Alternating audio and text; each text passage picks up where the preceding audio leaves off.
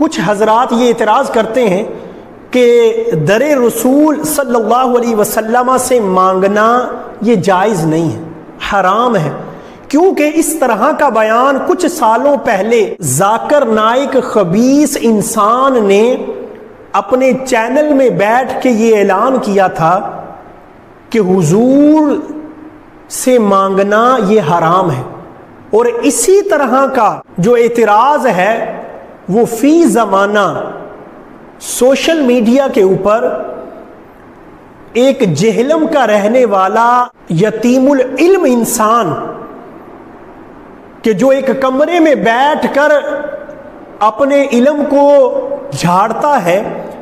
اس نے بھی یہ نئی بات سنا دی کہ حضور کی وفات کے بعد حضور سے مانگنا یہ حضور کی گستاخی ہے۔ تو نبی علیہ السلام سے آج کی ڈیٹ میں مانگنا، آپ صلی اللہ علیہ وآلہ وسلم کو مدد کے لیے پکارنا، اس نے کیا کہا تھا؟ حرام ہے۔ ڈاکٹر ذاکر نائک نے، میں کہتا ہوں یہ نبی علیہ السلام کی گستاخی ہے۔ آئیے ہمارے اوپر اس حوالے سے جو اعتراض کیا جاتا ہے کہ حضور کی وفات کے بعد حضور کے در اقدس سے مانگنا یہ جائز نہیں ہے، حرام ہے، آج اس ویڈیو کے توسل سے میں اس بندے کو بتانا چاہتا ہوں کہ اے یتیم العلم انسان، صحیح حدیثوں کے اندر اس بات کا ثبوت موجود ہے کہ صحابہ نے حضور کی وفات کے بعد حضور کے روضہ انور پہ آ کے حضور سے مدد مانگی ہے، حضور سے مدد مانگی ہے۔ وہ حدیث سنیے۔ اس حدیث پاک کو امام بخاری کے استاد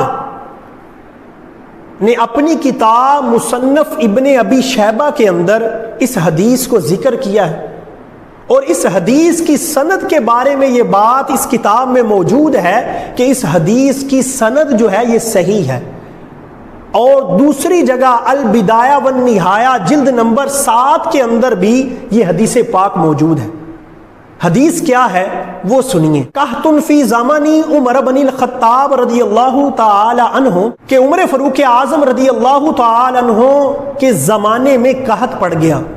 مال ہلاک ہونا شروع ہو گئے، جانور ہلاک ہو رہے تھے۔ اتنے میں فجاء رجل الی قبر النبی صلی اللہ علیہ وسلم، اتنے میں ایک شخص، ایک صحابی جس کا نام حدیث کی کتاب میں موجود ہے، اس صحابی کا نام تھا حضرت بلال بن حارث المزنی رضی اللہ تعالی عنہ۔ وہ صحابی رسول حضور علیہ السلام کی قبر انور پر تشریف لائے، حضور کی قبر انور پر آئے اور آ کر عرض کیا کرتے ہیں؟ فقال یا رسول اللہ، عرض کیا یا رسول اللہ صلی اللہ علیہ وسلم،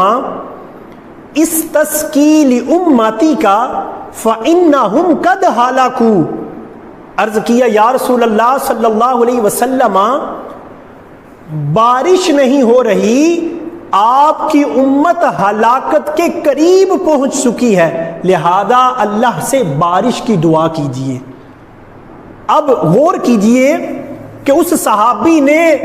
در رسول پہ آ کے پہلا جملہ کیا عرض کیا؟ فقال یا رسول اللہ۔ اب جو کہتے ہیں نا کہ یا رسول اللہ کہنا جائز نہیں ہے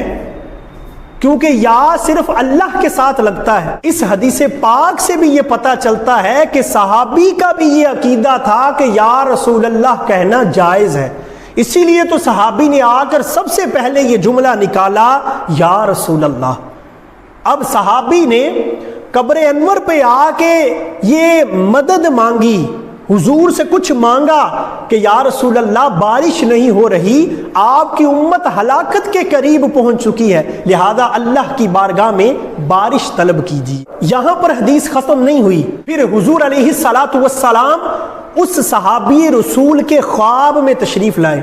صحابی کو وہاں اونگ آ گئی تو ان کے خواب کے اندر حضور علیہ السلام تشریف لائے اور آ کر ارشاد فرمایا کہ میرا عمر کو سلام کہنا اور عمر کو کہنا کہ پریشان نہ ہو، بارش ہو جائے گی۔ हुजूर अलैहिस्सलातु वस्सलाम ने ख्वाब के अंदर आकर सहाबी को ये इरशाद फरमाया कि उमर को कहना कि परेशान ना हो, बारिश हो जाएगी, और उमर को मेरा सलाम भी कहना। और फिर आगे हुजूर अलैहिस्सलातु वस्सलाम ने ये भी इरशाद फरमाया कि उमर को कहना कि अपने मामलात को अच्छे तरीके से निभाता रहे, अच्छे तरीके से सरअंजाम देता रहे। अब सहाबी जो थे वो इस मामले के बाद सीधे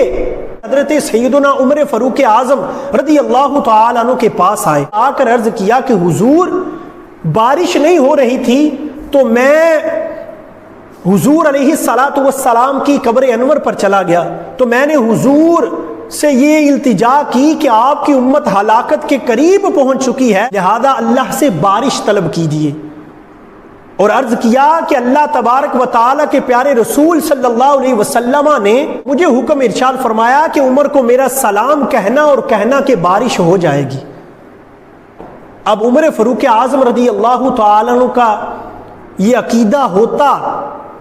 कि हुजूर के दर से मांगना यानी दरे रसूल से मांगना ये जायज़ नहीं है, तो हज़रत उमर फारूक आजम रदी अल्लाह तआला अन्हु